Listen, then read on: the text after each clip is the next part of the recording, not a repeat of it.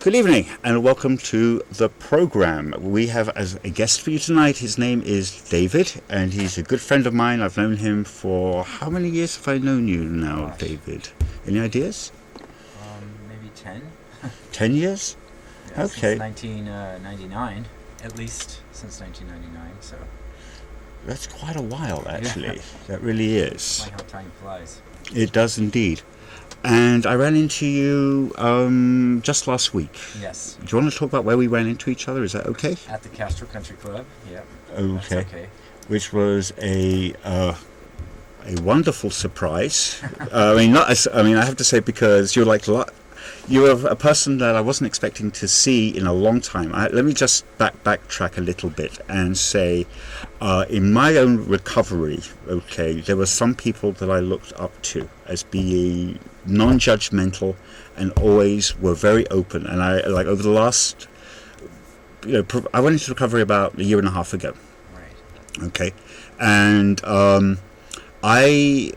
before that, I always looked at you and seeing how well you were doing and thought to myself, gosh, I wish I could be like him, because you seem so happy and non-judgmental, as I said, and very content. So I'm just curious to know, could you tell me what's been going on in your life? If you know. Oh my gosh.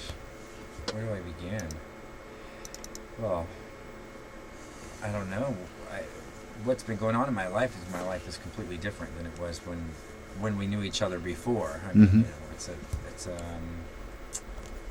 changed a great deal. So it's I am functional and productive and useful, and I just moved into a new apartment, and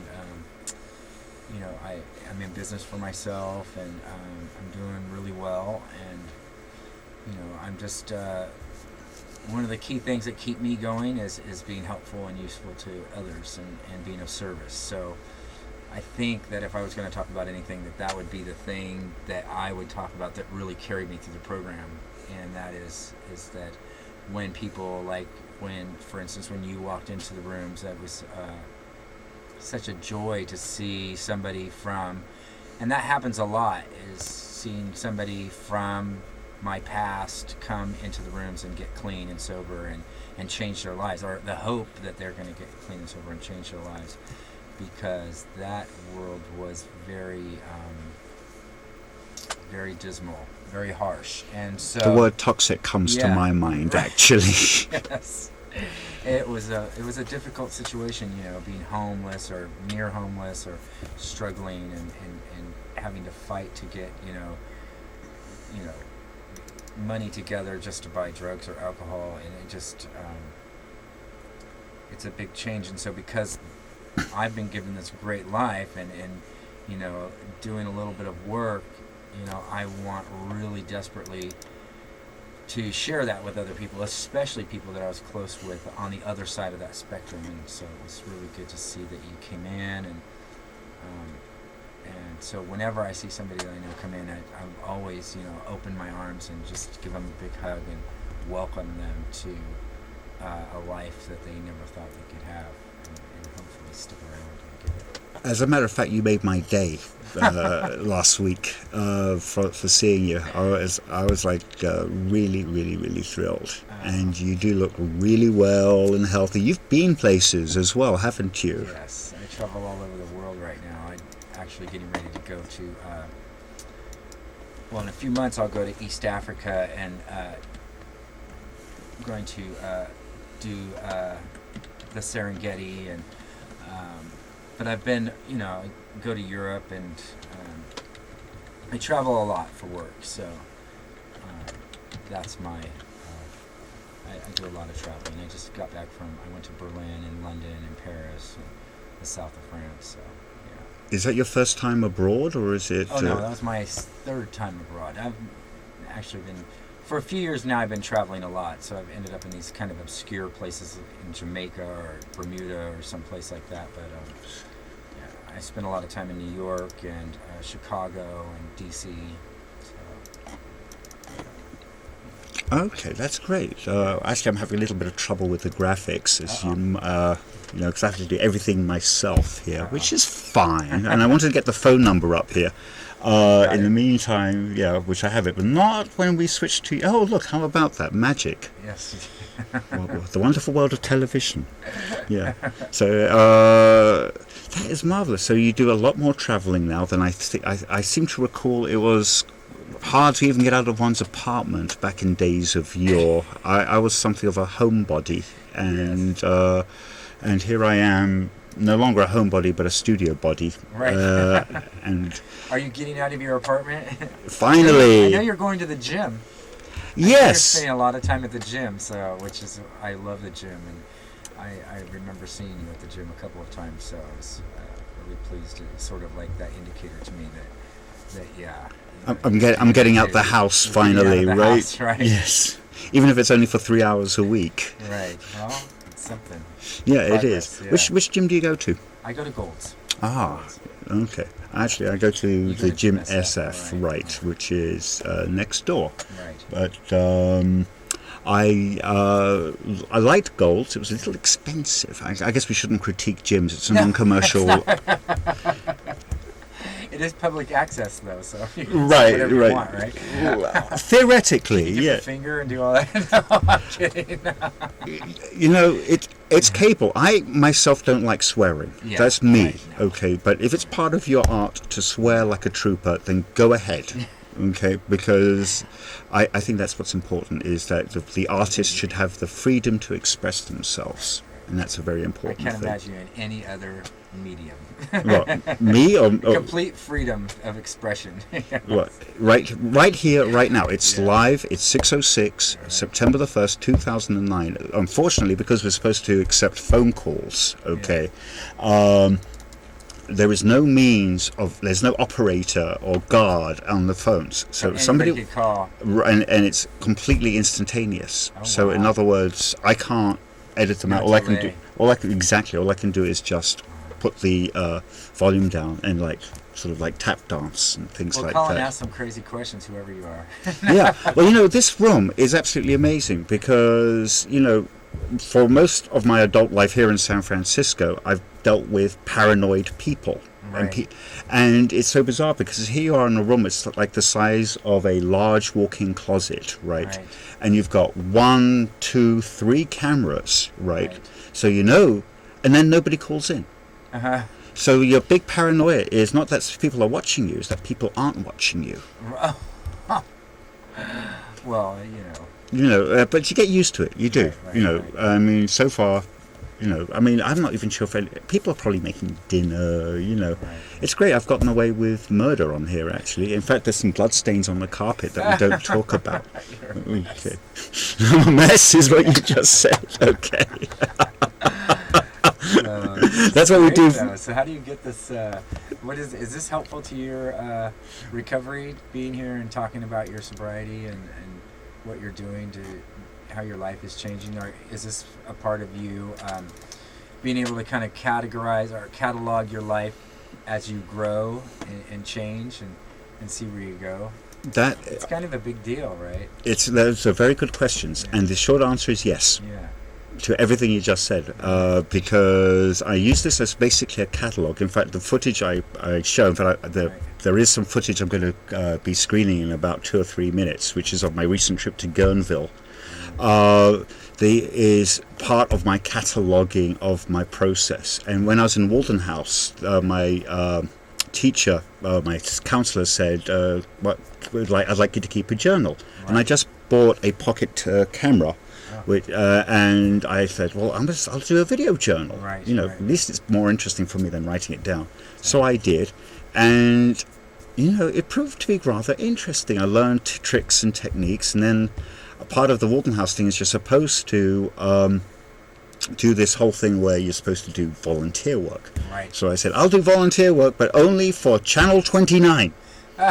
So they got me a gig here, and because I was able to do that, I'm now hosting a a show that nobody watches. Right. Which, I turn to Somebody my... watches. Somebody watches. I have a YouTube site, actually, Oh, good for you. which I'll put up on the screen. But I want to actually go right to the Guernville stuff. Okay. Because I was going to say one thing. I was going to say, wouldn't it be Yeah. interesting if you had a video journal of your life before you got into recovery? Because that would be some footage, let me tell you. What do you mean exactly? I want to know. I want further details. I mean, give me examples. Come on. I couldn't do that. That'd be very racy. Well, as a matter of fact, I have to tell you, I do have a relatively large video collection. I bet you do. Am I in any of them? No. You'd be very pleased to know. I've always wanted to have a good picture of what I looked like before I got into recovery. Just a clear shot of the mess that has been restored. Mm-hmm. And it's so funny, I can't find anything anywhere. Did you actually go into a program? Oh. I did not. Okay. No, I didn't go into a program. I got arrested. Oh. Yeah, so I ended up in a prison cell. I see. So when I got out, I started going to 12-step meetings and stayed clean and sober that way. I went into a transitional housing program for a little while, and now I've moved on and got my own apartment. Have you actually thought about getting a mug shot from the police? Oh. I mean, can't you just go up to 850 Bryant? That's probably a good idea. Because that's what I was going to do. I was going to actually have opening credits for this show, and it would be a sort of like a morph with from my mugshot, which I can't find, which I don't have, right, to how I look today. Except possibly with a haircut. Right. Because this is all a bit mangy. My stylist is on assignment in the former Soviet Union. Yeah, right. Okay. Congratulations. Thank you. Yeah, he doesn't charge either. Oh. So, okay, let's get to Guernville. As a matter of fact, I was there last weekend to shoot a concert, and I have to say I have not spent any time in Guernville. And to be terribly frank, I hope I won't for a long time to come. Oh no! I love Guernville. I was exceedingly disappointed. I thought it was kind of ratty, if you ask me. Well, of course, it's the woods. It's like... It's ratty woods. It's the ratty woods, yes. But it's fun. You just have to know where the action is. You gotta know the right bushes to go into. I'm just kidding. And on that note, well, it's a very cultural piece, I just have to let you know. So I'm going to let that roll right now. So rolling. Yeah, eventually? Okay. Where are we here, guys? No, well, I'm supposed to have some time. Okay, I'm going to switch back here. Any more spotlight? Yes, you get more spotlight because at this point I can't find the footage. But let's continue on. So, well, tell me about the program. The program is called The Program here, right, with an M-E on the end because it's spelled in a British way. But for me, as you mentioned, it's a show for cataloguing, right, and my feeling was to actually catalogue this. This is kind of like a sub-basement thing. In other words, all the warts and all, like for example, not being able to queue up the footage just now, all these little details, right, it's all part of life. And the program, in other words, so we try and deal with it. And yes, it's a catalogue. I'm editing these pieces, and so that they will be on YouTube, and especially the inserts, the video inserts, are going to. You got all the racy. Well, there isn't that much raciness. I'm a pianist. Okay, here we go. From Philadelphia area, and this. I have come to this beautiful place of Guernville to perform with Seth on concerts here.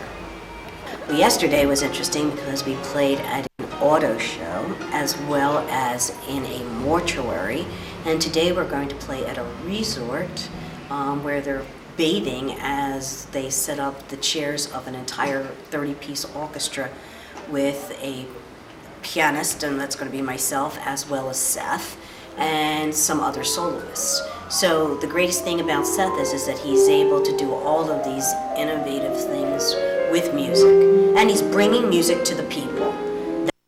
So as part of the Music to the People movement, we're now moving the chairs.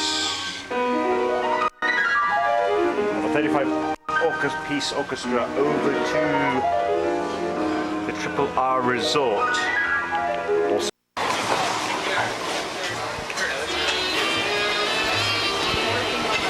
right here is where it goes. Facing outwards? No, this is where we'll... That's where you'll be sitting, okay. Beautiful. Okay. This is a mortuary, right? Used to be, yeah. And it's on the ground floor. Okay. And we're now taking the elevator. It was Mort's Mortuary. What's that?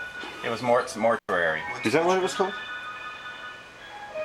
You guys, I thought the British knew about dry humor. Oh, okay. Okay, so this is the elevator where we normally take the coffins, right? Yeah. And we're taking this cabin over instead. Yeah, and that room where my bed's at, that's Yeah. used to be the embalming room. Nice. Do you still smell the fluids at night? No. Well, the basement where the mortuary used to be, Yeah. you can still smell the embalming fluids? Twice earlier. So this is where the mortuary used to be, right? Now,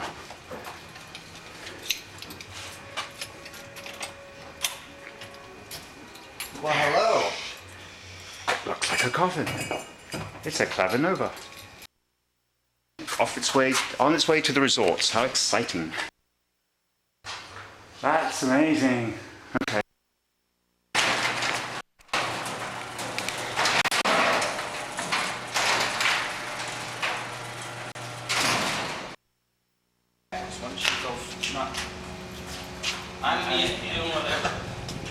All right, ready? Yeah, when you got 4 people, it's the cakewalk. So when you get Okay, this is the move of the piano to the resort. The further you're going, the more it is in the cakewalk. Oh, and I got the legs, so don't go too fast. No, that's right. My chin, and you'll live to regret it. That's right. Let's go down this wheelchair ramp. Y'all okay? Yeah. Doing great here. If I get over here, then I don't have to worry about my chin. Yeah, slow down. Yeah, I turned. He's going back. You're doing great. You're doing very well. How does it look? Oh, Jimmy. Great. Yes. This is a moment in Russian River history. That's right. Might very well be, actually. How do you get the piano across the road? Why did the piano cross the road? Okay, stop. Why did the piano cross the road? All right. You can stop Great. recording for a moment. Yeah, up. Those legs. I'll put some onwards. I hate to hear a dead I'm orchestra. just kind of filling in for somebody. If you call back in like 10 minutes, there will be someone who can answer all your questions. Especially at mortuaries. Watch it. Seth's on the prowl here. Your Seth's watching. That looks like it's really good for your back. Good, how are you? So we're taking it. We're going to stop right here. We're going to stop. We're going to stop about right here. Right to this is. Yeah. Going to your right. Yes. Are you okay with the bar stool? We're all right. Watch that. Right here. Okay.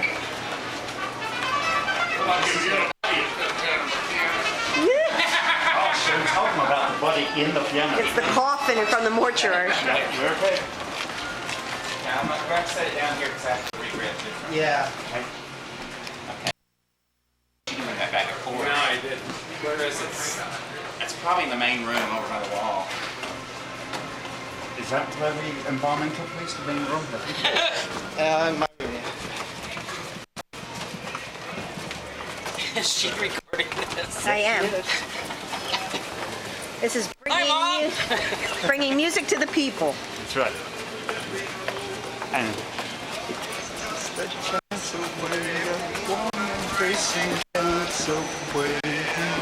And then we're gonna.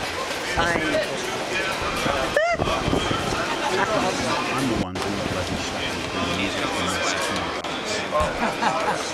This way? To think of Right. This way. Yeah. Right there. Maybe a little.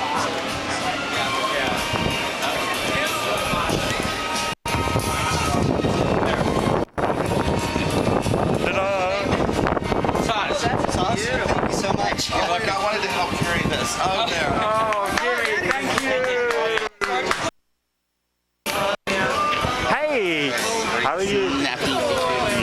How are you? Good. Yeah. Where were you when we needed you? I was here waiting to be asked.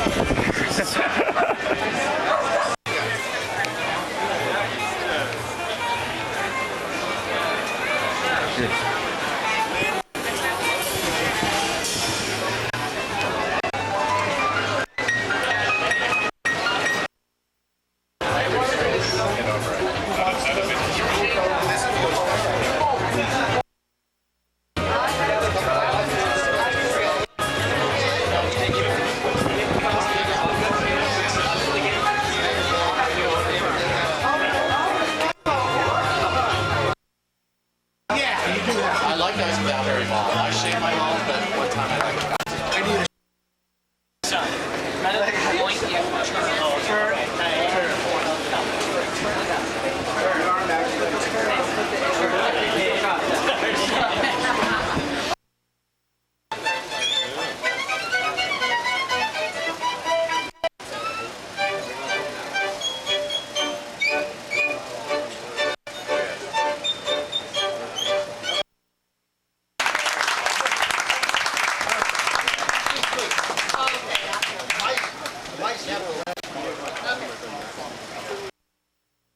Well, the DJ is complaining about the lack of music, and so far it's all been start and stop.